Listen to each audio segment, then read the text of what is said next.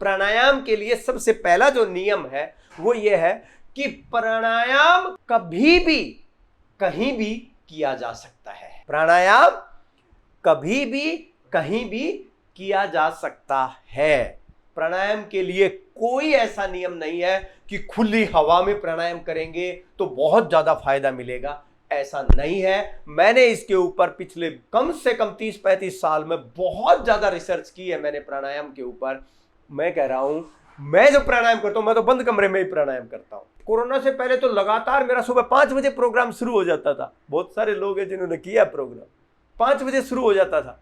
ठीक है, आप बताओ मैं कब जाऊंगा प्राणायाम करने के लिए पार्क में? पूरे दिन तो जब मुझे टाइम मिलेगा तभी करूंगा। ठीक है, तो पहला नियम है प्राणायाम चाहे बंद कमरे में करें, चाहे गाड़ी में करें, चाहे खुले में करें, 19-20 का फर्क हो सकता है, कोई बहुत बड़ा फर्क उससे नहीं पड़ता है। प्राणायाम कभी भी कहीं भी किया जा सकता है। दूसरा, प्राणायाम का कोई फिक्स टाइम नहीं है, कोई भी फिक्स टाइम नहीं है। प्राणायाम आप रात के 12 बजे भी कर सकते हैं, दिन के 12 बजे भी कर सकते हैं, सुबह भी कर सकते हैं, इवनिंग में भी कर सकते हैं। और प्राणायाम के लिए ये बिल्कुल भी जो है ना कहना ठीक नहीं है कि प्राणायाम सुबह करेंगे तो ज्यादा बेनिफिट मिलेगा।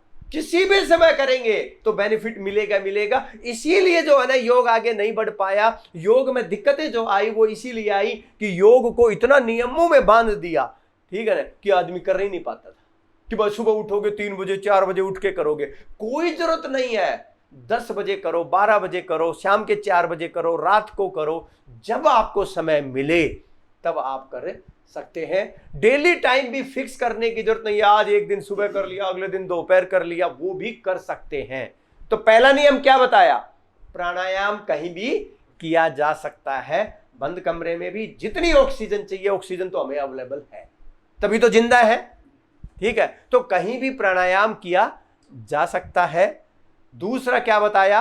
किसी भी समय किया जा सकता है। तीसरा नियम, प्राणायाम करने के लिए खाली पेट होना बहुत जरूरी है। आप लिख लें, अगर ये लिख ले तो ज्यादा बेटर रहेगा। प्राणायाम के लिए खाली पेट होना बहुत जरूरी है। यानी कि अगर फ्रूट्स खाए हैं तो 1 से 1.5 घंटे के बाद प्राणायाम किया जा सकता है। जैसे फ्रूट्स खाए हैं, आपने जूस पिया है, खाली पेट का मतलब है जैसे फ्रूट प्री डाइजेस्टेड होते हैं, जूस लिक्विड होता है, वो तुरंत जो है ना आधे घंटे में जूस पेट खाली हो जाता है। पेट खाली का मतलब मैं ये नहीं कह रहा कि पूरा डाइजेस्ट हो जाए। पेट खाली का मतलब है जब भी हम कुछ भी खाएंगे तो पेट में जाके स्टोर होता है, सबसे पहले वहां डाइजेशन होगा, ठीक है, उसके बाद छोटी आंत में चला जाएगा सारा, तो पेट खाली हो गया। ठीक है, तो पेट खाली होने के बाद जैसे लिक्विड अगर कोई है, जैसे मान लो हमने पानी लिया, वो तुरंत ही निकलना शुरू हो जाता है। ठीक है, 10, 15, 20 मिनट में पानी चला जाएगा। जूस है तो थोड़ा डाइजेशन चाहिए, आधे घंटे में चला जाएगा। फ्रूट्स है तो 1 घंटे में चला जाएगा। तो अगर आपने जूस, फ्रूट्स अगर ये लिए हैं तो आप 1 से 1.5 घंटे बाद प्राणायाम कर सकते हैं। लेकिन अगर आपने रोटी खाई है तो 2 से 3 घंटे के बाद आसानी से प्राणायाम कर सकते हैं, 2 से 3 घंटे में। लेकिन अगर आपने बहुत ज़्यादा हैवी खाया है, जैसे नॉन वेज खाया है या बाहर का खाना जो है ना खाया है, तो 3 से 4 घंटे के बाद प्राणायाम कर सकते हैं। इतना खाली पेट प्राणायाम करने के लिए चाहिए ही चाहिए, ये कर सकते हैं।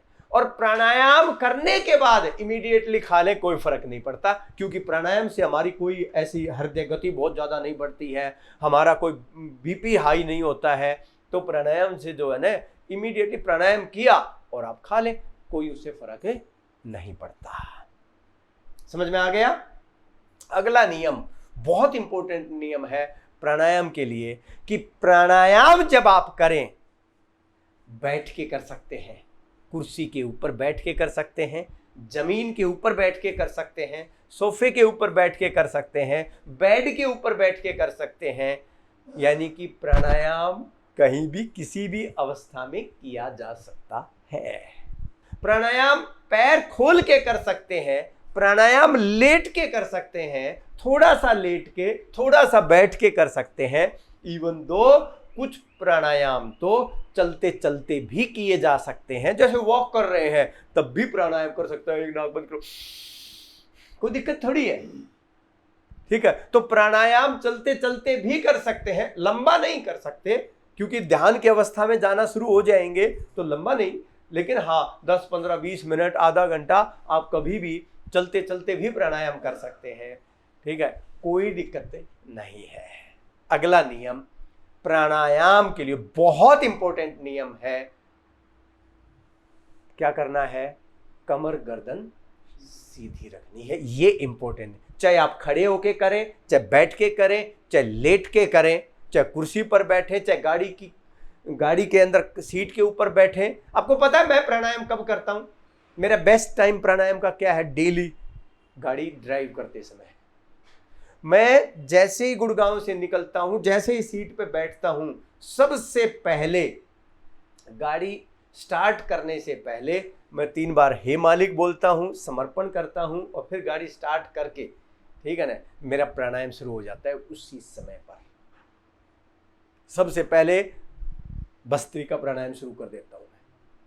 सारे प्राणायाम मैं आपको सिखाऊंगा, सारे प्राणायाम मैं पूरा जो है ना, गुड़गांव से दिल्ली आने में जो मेरे को पौना घंटा सुबह लगता है, पूरा प्राणायाम का मेरा जो बेसिक प्रैक्टिस है वो मैं पूरी गाड़ी को ड्राइव करते हुए करता हूं और मैं कहता हूं कोई दिक्कत नहीं होती है, बहुत आसानी से सारे प्राणायाम किए जा सकते हैं। बस फर्क इतना है कि प्राणायाम आंखें खोल के कर सकते हैं, आंखें बंद करके कर सकते हैं, बस फर्क इतना पड़ेगा।